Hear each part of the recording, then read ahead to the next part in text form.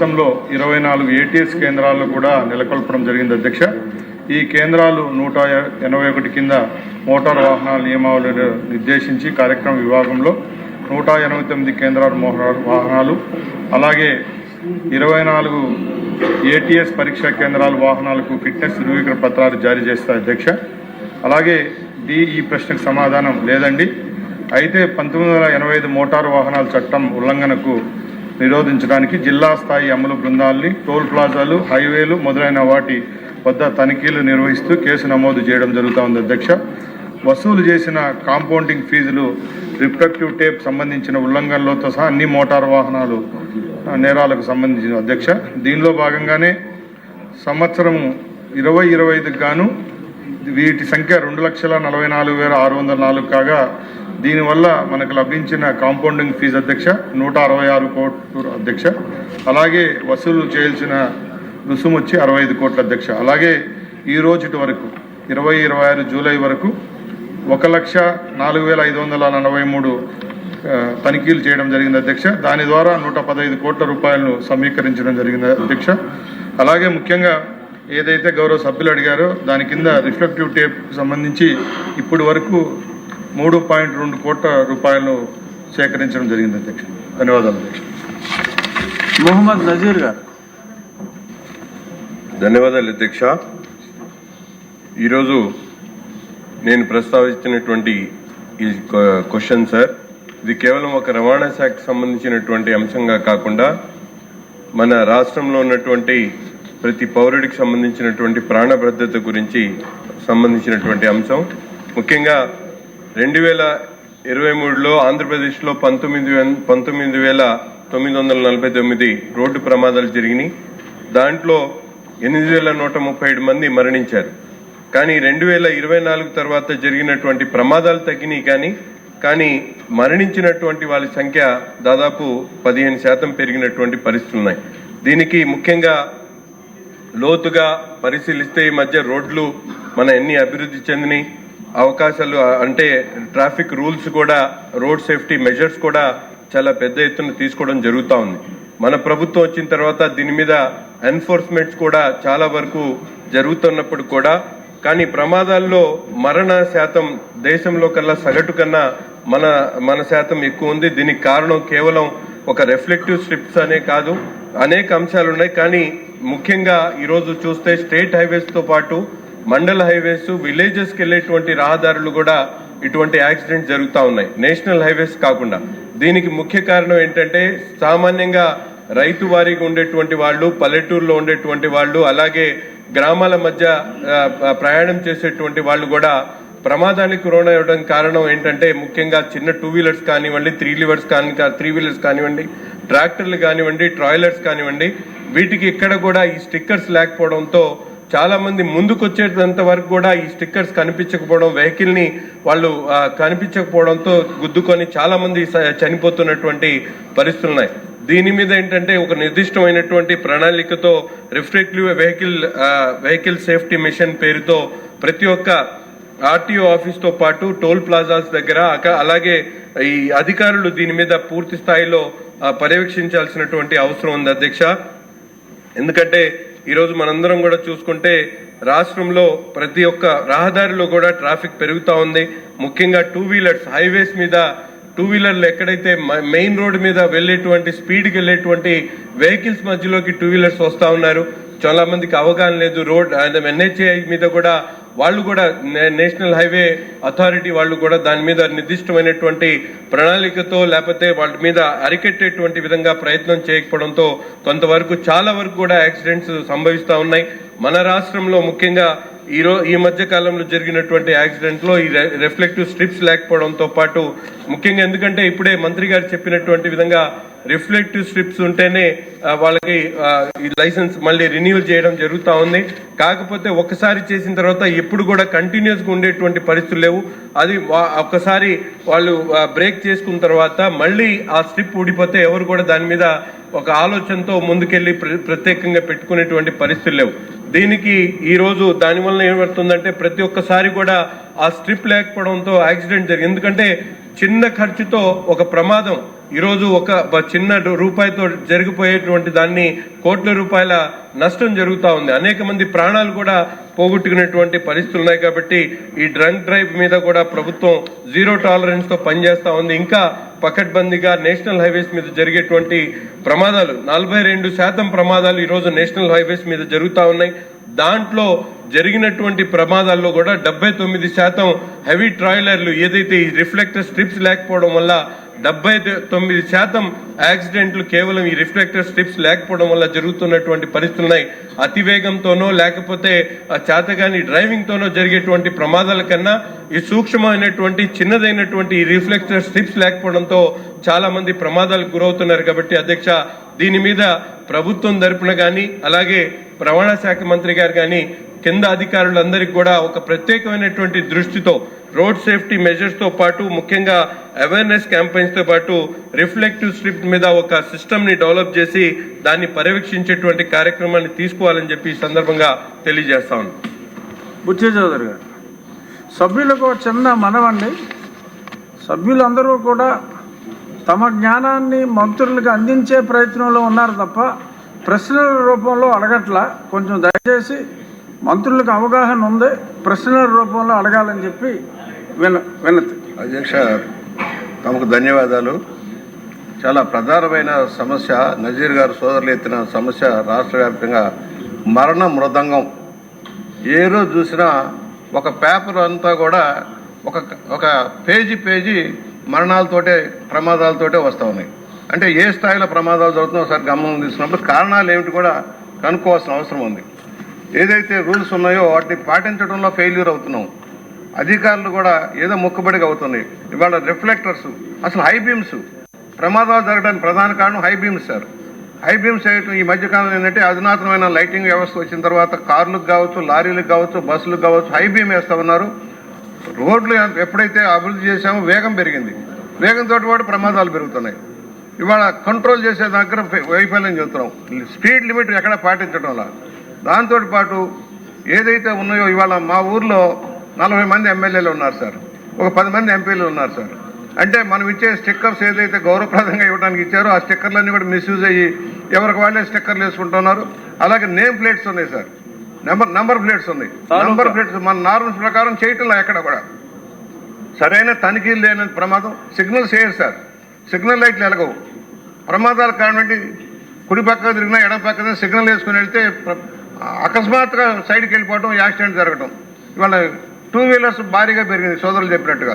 దాంట్లో ఏంటి, పెద్దగా అనుభవం లేని వాళ్ళంతా వేగం పెరిగిపోయింది, పెద్ద హై పవర్లో వెళ్ళిపోతూ ఉన్నారు. రోజు నిత్యం బాధాకరం. ఎంత యువకులు కానీ యువతులు కానీ ఎంతమంది మరణిస్తున్నారు చూసినప్పుడు రూల్స్ స్ట్రిక్ట్గా పాటించాల్సిన అవసరం ఉంది. దాని మీద దృష్టి సారిస్తారా? 1 పోలీస్, 2 రవాణా శాఖ, ట్రాన్స్పోర్ట్ డిపార్ట్మెంటు అందరూ కూడా కలిసికట్టుగా కనుక యాక్షన్ తీసుకుంటే. ఎందుకంటే హైదరాబాద్లో సార్ ఒకటి మీ దృష్టిలో తీసుకొస్తున్నారు, సెక్రటరీ గారు ఒకటి ఇక్కడ ఉన్నారు. హైదరాబాద్లో రూల్స్ కరెక్ట్గా ఇంప్లిమెంట్ చేస్తున్నారు సార్, చాలా ఫార్మ్గా ఉంది. మీరు కూడా గమనించుంటారు హైదరాబాద్లో. ఆ విధంగా మనం కూడా చేసిన అవుతుంది. స్ట్రిక్ట్గా పాటించకపోతే రోజు ఇంతమంది మరణించడం బాధాకరం సార్. రోజు ఒకసారి లెక్కలు చూస్తే ఎక్కడికో వెళ్ళిపోతున్నాయి, కొండగంత ప్రాంతాలంత లిస్ట్ అవుతుంది. మేము ఒకటే కోరుతున్నాం, వాహనాలు ఫిట్నెస్ కరెక్ట్గా ఉన్నాయా లేదా, లైటింగ్ సిస్టమ్ తగ్గాలి. వేగం పెరగడంలో ఏమవుతుంది, ఐబీమ్ 4 లేన్ రోడ్లో కూడా ప్రమాదం జరుగుతుంది సార్. 2 లేన్లు అయితే పర్వాలా, ఏదో ప్రమాదం జరిగింది అనుకోవచ్చు ఎదురు భీమ్ వస్తే. 4 లేన్ మీద కూడా జరగడం అన్యాయం కదా సార్. సెంట్రల్ డివైడర్ దాటి పక్కకి వెళ్ళిపోతున్నాయి. ఆ లైటింగ్ కళ్ళకు కనిపించిన పరిస్థితి వస్తుంది. దాని మీద తగిన చర్యలు తీసుకోమని కోరుకుంటూ, ఒకటి అన్ని శాఖలు కూడా సమన్వయంలో ఒక కాన్సెప్ట్ బిల్డప్ చేయాలి. ఒక కన్విన్స్గా ప్రతి ఒక్కరు ఏదో ఇష్టారాజ్యంగా పోకుండా కఠిన చర్యలు తీసుకోవాల్సిన అవసరం ఉంది. ఏదో పెనాల్టీ వసూలు చేసాం 60 కోట్లు అంటే కాదు, అసలు కాన్సెప్ట్లోనే మార్పు రావాల్సిన అవసరం ఉంది. విదేశాలకు వెళ్ళినప్పుడు మనం చూసి వస్తున్నాం, మన రాష్ట్రంలో మనం ఎందుకు ఇంప్లిమెంట్ చేయలేకపోతున్నాం? రహదారి సిగ్నల్స్ ఉండవు, సిగ్నల్స్ దగ్గర సరైన లైటింగ్ ఉండదు. ఇవన్నీ కూడా చూసుకొని, ఒకటి లైటింగ్ ఏర్పాట్లు, రెండోది సిగ్నల్స్ ఏర్పాట్లు, ఇవన్నిటి మీద తగిన చర్యలు తీసుకోమని కోరుతూ దానికి సమాధానం చెప్పవలసిన మంత్రి గారిని కోరుతున్నాను సార్. ఈ సెల్ ఫోన్ డ్రైవింగ్ మీకు పోలీస్ డిపార్ట్మెంటా మీకు వస్తుందా సార్? ఇద్దరికి వస్తుంది. ఇద్దరికి వస్తుంది. ఎవరు చూసినా హైవే మీద ఇలాగే నడుపుతున్నారు తప్ప ఇలా ఎవరు నడపట్ల. సో అదొక పెద్ద ప్రాబ్లం అవుతుంది. తర్వాత ఈ పలానా తాలూకా అని చెప్పి నెంబర్ ప్లేట్ వేయట్లేదు. వాళ్ళందరినీ ఇమీడియట్గా పట్టుకోవాల్సిన అవసరం ఉంది. మీరు రోజు చూస్తే ఈ రాష్ట్రంలో ఎంతమంది ఉన్నారో తెలియట్లా పోలీసులు. అంతే అధ్యక్ష, గౌరవ సభ్యులు నజీర్ గారు అలాగే పెద్దలు బుచ్చయ్య చౌదరి గారు సభ దృష్టికి తీసుకొచ్చిన దాన్ని పరిగణలోకి తీసుకోవడం జరుగుతుంది అధ్యక్ష. అలాగే అధ్యక్ష, మన ప్రభుత్వం ఏర్పాటైన తర్వాత అధ్యక్ష, ఆంధ్ర రాష్ట్రంలో ఇప్పటికే 24 ఏటీఎస్ కేంద్రాలు ఏర్పాటు చేయడం జరిగింది అధ్యక్ష. దాంట్లో క్షుణ్ణంగా సుమారుగా 20 నుంచి 26 టెస్టులు ఉంటాయి అధ్యక్ష. దానిలో ఈ రిఫ్లెక్టివ్ టేప్స్ కూడా ఉంది అధ్యక్ష. ఏదైతే ఎఫ్సీకి వస్తారో అది తప్పకుండా ఎఫ్సీకి వచ్చినప్పుడు ఆ వాహనాన్ని పూర్తిగా తనిఖీ చేసి ఈ రిఫ్లెక్టివ్ టేప్ కూడా అథెంటికేటెడ్ రిఫ్లెక్టివ్ టేప్ ఉంటేనే అలౌ చేస్తాం అధ్యక్ష. లేని పక్షంలో దానికి పర్మిషన్స్ కూడా ఇవ్వకుండా చర్యలు తీసుకోవడం జరుగుతుంది అధ్యక్ష. అలాగే ముఖ్యంగా ఇప్పుడు ఉన్న రోడ్ల నాణ్యత, అలాగే national highways, state highways, Panchayati Raj రోడ్లు ఇవన్నీ కూడా బాగుండడం వల్ల కూడా ఫాస్ట్ వల్ల కూడా జరుగుతున్నాయి అధ్యక్ష. దానికి ఇప్పుడు మేము ఒకటి ఇది ముందే మ్యాండేటరీ చేసాము అధ్యక్ష, రిఫ్లెక్టివ్ టేప్ అనేది. ఇప్పటికి కూడా ఖచ్చితంగా దీనికి చెకింగ్ పాయింట్స్ పెట్టి రేపు రాబోయే కాలంలో కూడా ఇలాంటి ప్రమాదాలు జరగకుండా చర్యలు తీసుకుంటామని తెలియజేసుకుంటున్నా అధ్యక్ష. అలాగే ఇంక స్టిక్కర్ల విషయానికి వస్తే గతంలో కూడా బుచ్చయ్య చౌదరి గారు చెప్పారు అధ్యక్ష. దానికి సంబంధించి ఎక్కడ ఈ నెంబర్ ప్లేట్ హెచ్ఎస్ఆర్పి ప్లేట్ అనేది ఉంటుంది అధ్యక్ష, గవర్నమెంట్ నామ్స్ పరంగా అది ఉంటేనే అలో చేస్తున్నాం, లేనప్పుడు కూడా వెహికల్కు సీజ్ చేయడం జరుగుతుంది అధ్యక్ష. అలాగే రవాణా శాఖలో ముఖ్యంగా ఈ ప్రమాదాల నివారణ కోసం ఈరోజు 2 క్వశ్చన్లు వచ్చాయి అధ్యక్ష. స్లీపర్ బస్సుల విషయంలో, దీని విషయంలో తప్పకుండా దీని మీద కఠినమైన చర్యలు తీసుకుంటున్నాం. గత 6 నెలలుగా కూడా ముందుతో పోలిస్తే ఇప్పుడు చాలా చెకింగ్ పాయింట్స్ కానీ, టోల్ గేట్స్ దగ్గర, అలాగే బస్సు స్టార్టింగ్ నుంచి ఎండ్ పాయింట్ వరకు డాష్ బోర్డ్ కెమెరాల విషయంలో కానీ అన్ని విషయాల్లో ప్రభుత్వం చట్టం గట్టిగా చేసేదానికి అవకాశాలు ఉన్నాయి. కాబట్టి తప్పకుండా చర్యలు తీసుకుని రేపు రాబోయే కాలంలో ఈ ప్రమాదాల నివారణ చర్యలు తీసుకుంటామని సభ దృష్టికి తీసుకొస్తున్నా అధ్యక్ష. ధన్యవాదాలు అధ్యక్ష. ఇక్కడ ఒక్క నిమిషం, గోపాలపురం ఎమ్మెల్యే గారు ఉన్నారు. గోపాలపురంలో ఒక స్పాట్లో నాకు తెలిసిన నా స్నేహితుడు ఫాదరు చనిపోయారు. అది జరిగిన 2 నెలల్లో 7-8 ఆ హైవే మీద అదే స్పాట్లో చనిపోయారండి. నేను కూడా చెప్పాలని ప్రయత్నం చేశాను. నేషనల్ హైవే వాళ్ళతో మాట్లాడితే స్టేట్ వాళ్ళు కోఆర్డినేట్ చేయాలి, అది ఆ జంక్షన్ అంటారు. స్టేట్ వాళ్ళు ఏమో నేషనల్ హైవే అంటారు. అక్కడ మటుకు 8 మంది ప్రాణాలు పోయినాయి. మరి ఆ డీటెయిల్స్ నేను మీకు ఎమ్మెల్యే గారిని ఇమ్మంటాను, అది కొంచెం. క్వశ్చన్ నెంబర్ 1599 దేవాదాయ శాఖ మంత్రి గారు.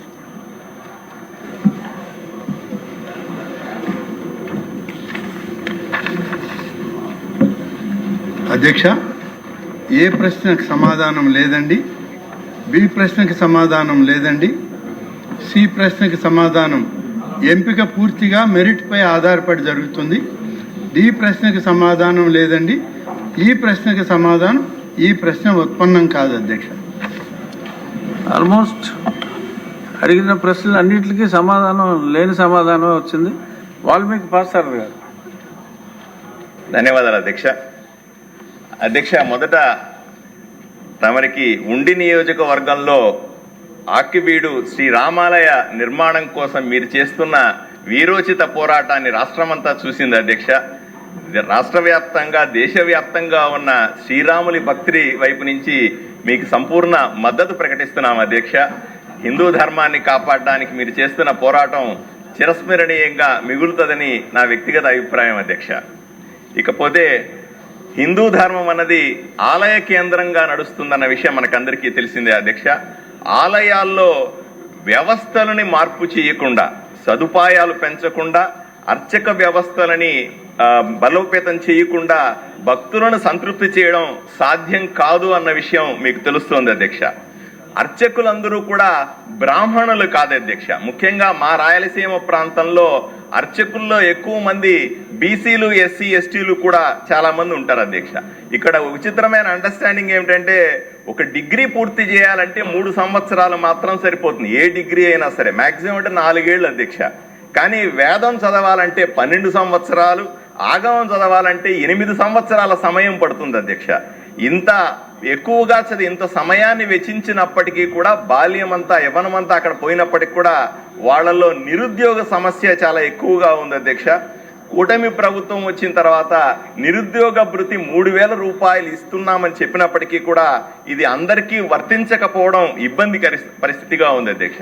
రెండవది ఒక పరిస్థితి చెప్తాను అధ్యక్ష, మామూలుగా కరువు పనుల కోసం, మట్టి పనుల కోసం పొద్దున వెళ్ళేటువంటి కార్మికుల కంటే కూడా తక్కువ జీతాలు వచ్చేటువంటి, తక్కువ ఆదాయం ఉన్నటువంటి ఈ అర్చక వ్యవస్థ చాలా ఇబ్బందికరమైన వ్యవస్థ అధ్యక్ష. వీళ్ళ ఆరోగ్య సమస్యలు పెట్టించుకోవడానికి కానీ లేదా ఇతరత్ర ప్రభుత్వానికి సంబంధించిన స్కీములు వీళ్ళకు వర్తించకపోవడం, కనీసం వాళ్ళు రిటైర్ అయితే వాళ్ళకు న్యాయపరంగా రావాల్సిన 4,50,000 రూపాయలని సమయానికి వాళ్ళు అందించకపోవడం లాంటి సమస్యలు కూడా ఎన్నో ఉన్నాయి అధ్యక్ష. ధూపదీప నైవేద్యానికి నోచుకొని ఎన్నో ఆలయాలు మనం కళ్ళతో చూస్తా ఉన్నాం. సుమారుగా 4 లక్షలకు పైగా ఆలయాలుంటే వాటిలో 27,000 మాత్రమే ఎండోమెంట్ కింద ఉన్నాయి. మిగతా వాటిని కాపాడాల్సిన బాధ్యత కూడా ప్రభుత్వానికి ఉంది అధ్యక్ష. గత ప్రభుత్వంలో వైఎస్ఆర్సీ ప్రభుత్వంలో చూసాం అధ్యక్ష, భక్తులు ఎంతో విశ్వాసంతో వేసినటువంటి హుండీ డబ్బులను తీసుకొని ప్రభుత్వానికి సంబంధించినటువంటి ఎన్నో సంక్షేమ పథకాలను నడిపింది అప్పుడు వైఎస్ఆర్సీ ప్రభుత్వం. మనమంతా కూడా వాటిని తీవ్రంగా విమర్శించాం. అటువంటి సాంప్రదాయాన్ని కొనసాగించడం సరైంది కాదు అనే విషయాన్ని మనం మళ్ళీ చెప్పుకోవాల్సిన అవసరం ఉంది అధ్యక్ష. ఆ భక్తుల విశ్వాసాన్ని పెంచే విధంగా ఆలయ నిర్వహణ ఉండాలి అనే విషయాన్ని మనం అందరూ కూడా చెప్పాల్సి ఉంది. ప్రభుత్వ ఆలయాలని ఏ విధంగా ఆక్రమించుకుంటున్నారో ఇక్కడ ఎమ్మెల్యేలకు అందరికీ తెలుసు. ప్రభుత్వ ఆలయాలకు సంబంధించిన భూములన్నీ కూడా ఆలయ పోషణకో అర్చకుల కుటుంబాల పోషణకి కేటాయించాల్సింది పోయి బడాబాబుల చేతుల్లోకి ఏ విధంగా వెళ్తా ఉన్నాయి. రెవెన్యూ రికార్డుల్లో వాటి మీద జరుగుతున్న అవకతవకల్ని స్పష్టంగా మనము తెలుసుకోవాల్సిన అవసరం ఉంది, దాన్ని నిరసించాల్సిన అవసరం ఉంది అధ్యక్ష. ఆలయ భూముల్ని కాపాడుకోవడానికి ప్రత్యేక విధానాన్ని అనుసరించాల్సిందిగా మంత్రి గారిని నేను విన్నవించుకుంటున్నాను. చివరిగా మా ప్రాంతంలో కర్నూలు జిల్లాలో 3 ప్రధానమైనటువంటి ఆలయాలు, ఉరుకుంద ఈరన్న స్వామి ఆలయం అధ్యక్ష, రాష్ట్రంలో ఎక్కడా జరగదు అధ్యక్ష. బ్రహ్మోత్సవాలు 1 నెల రోజుల పాటు జరుగుతాయి అధ్యక్ష. లక్షలాది మంది భక్తులు వివిధ రాష్ట్రాల నుంచి అక్కడికి వస్తారు. వాళ్ళకు కావాల్సిన సదుపాయాల మీద దృష్టి పెట్టాల్సిందిగా కోరుతా ఉన్నాను. అలాగే 1400 సంవత్సరాల చరిత్ర ఉన్నటువంటి పెదతుమనం రామాలయం అధ్యక్ష ఆదోని నియోజకవర్గంలో ఉంది. దానికి తప్పనిసరిగా మన అభివృద్ధి చర్యలు చేపట్టాలని ఎంతో కాలంగా కోరుకుంటా ఉన్నాను. దాని గురించి అలాగే రణమండల ఆంజనేయ స్వామిని దేవాలయాన్ని పర్యాటక కేంద్రాలుగా మార్చాలన్న మా విజ్ఞప్తిని మంత్రి వారు చూడాల్సిందిగా కోరుతా ఉన్నాను. ఆలయాల అభివృద్ధి మీద ప్రత్యేక ప్రణాళికను ఏర్పాటు చేయాల్సిందిగా మీ ద్వారా ప్రభుత్వాన్ని, మంత్రి గారిని కోరుకుంటున్నా అధ్యక్ష. ధన్యవాదాలు. రామకృష్ణారెడ్డి గారు. ధన్యవాదాలు అధ్యక్ష. ఏదైతే పౌరోహిత్యం స్వీకరించి పౌరోహిత్యాన్ని కులవృత్తిగా భావించి రాష్ట్రంలో దాదాపుగా 2 లక్షల మంది జీవనోపాధి పొందుతూ ఉన్నారు అధ్యక్ష. అటువంటి వారికి సంక్షేమ పథకాలు కానీ లేదంటే ప్రభుత్వం తరఫు నుంచి సహకారం కానీ అందించిన నేపథ్యంలో వారు తీవ్రమైన ఆర్థికంగా సమస్యలు ఎదుర్కోవడమే కాకుండా అనేక రకాలుగా ఇబ్బందులు పడుతున్న నేపథ్యంలో ఈ కుటుంబాలకి న్యాయం చేయడం కోసం ప్రభుత్వం పెద్ద మనసు చేసుకుని ఏదైతే కూటమి మేనిఫెస్టోలో పేర్కొన్నట్టుగా పౌరోహిత్యాన్ని అధికారికంగా ప్రకటించడమే కాకుండా రేపు రాబోయే గోదావరి పుష్కరాల సందర్భంగా ఉభయ గోదావరి జిల్లాల్లో ఉన్న పురోహితులకి తగిన ప్రోత్సాహం అందించే దిశగా ముందుకు తీసుకెళ్ళాలి. అదేవిధంగా వేద విద్యని అభ్యసించిన నిరుద్యోగులకి ఏదైతే పార్థసారథి గారు చెప్పినట్టుగా వారికి సహకారం అందించాలి. అదేవిధంగా బ్రాహ్మణ కార్పొరేషన్ ఏదైతే ఏర్పాటు చేయడం జరిగిందో దాన్ని బలోపేతం చేసి తద్వారా పురోహితులకి మేలు జరిగే విధంగా, ప్రయోజనం చేకూరే విధంగా ప్రభుత్వం చర్యలు తీసుకోవాలనేది ఈ సందర్భంగా మీ ద్వారా గౌరవ దేవాదాయ శాఖ మంత్రి గారికి విజ్ఞప్తి చేసుకుంటూ అవకాశం కల్పించినందుకు సెలవు తీసుకుంటున్నాను.